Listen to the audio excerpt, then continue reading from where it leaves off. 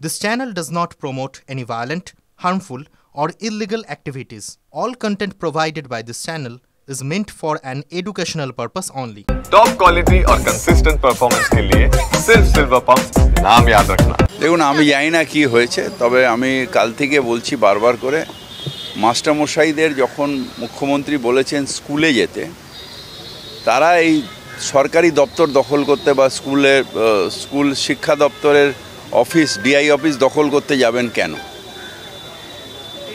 এখানে DI office দখল করে অরাজকতা করে তারা তো নিজেদের কেসটাকে উইক করছে।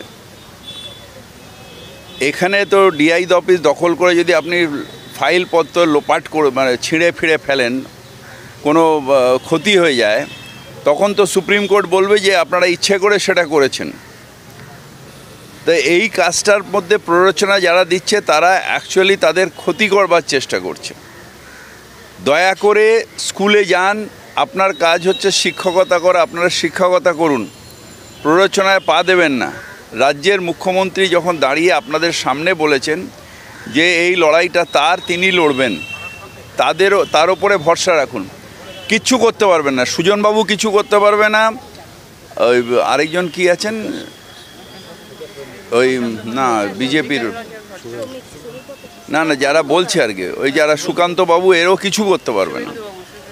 শুভেন্দুবাবু কিছু করতে পারবে না, আর বিকাশবাবু তো যা ক্ষতি করার করে দিয়ে চলে গেছে।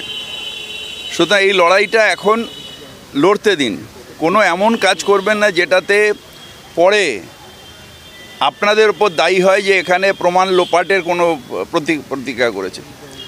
আমাদের তো কোনো কিছুর মধ্যে নেই, আমরা তো সুপ্রিম কোর্টের অর্ডার একমাত্র সুপ্রিম কোর্টে চেঞ্জ করা যায়।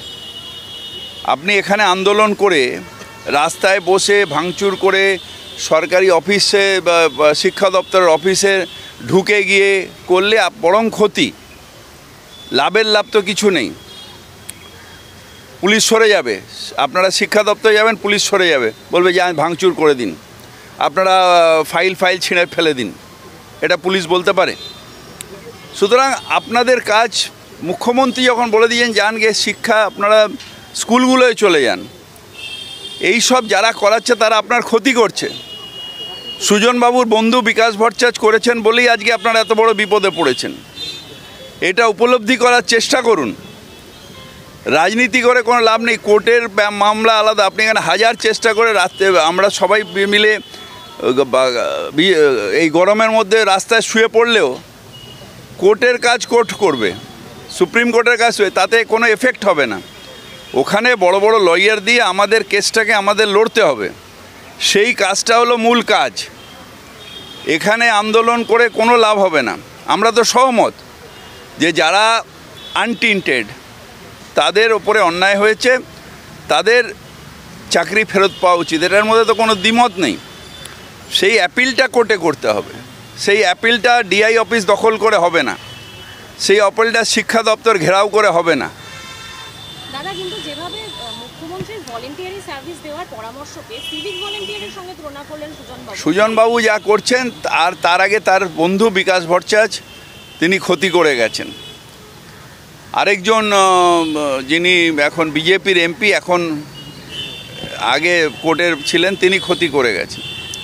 সুতরাং এদের সাথে তুলনা করে লাভ নেই।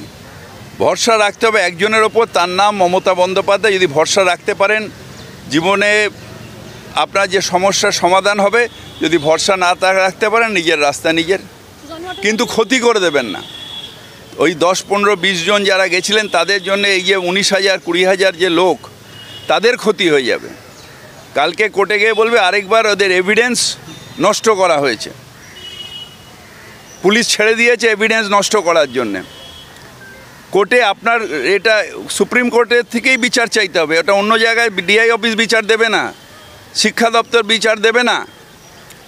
সুতরাং আপনি এভিডেন্স যদি ওখানে নষ্ট করে দেন, আরেকটা প্রমাণ হয়ে গিয়ে ওই কেসটা শুনবেই না, আর আপনাদের নিজেদের ক্ষতি হয়ে যাবে। এটা আপনারা উপলব্ধি করার চেষ্টা করুন।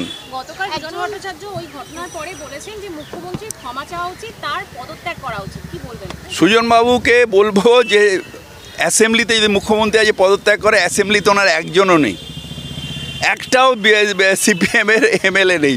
তাহলে উনি কি ফোকটে গিয়ে চিফ মিনিস্টার হবেন নাকি? একজন আমরণ অনশনে বসলেন, এগুলো দিয়ে কোনো লাভ নেই। এগুলো ছবি তোলার জন্যে, এগুলো ছবি তোলার জন্যে, টিভিতে আনার জন্যে, ঘণ্টাখানেক করার জন্যে।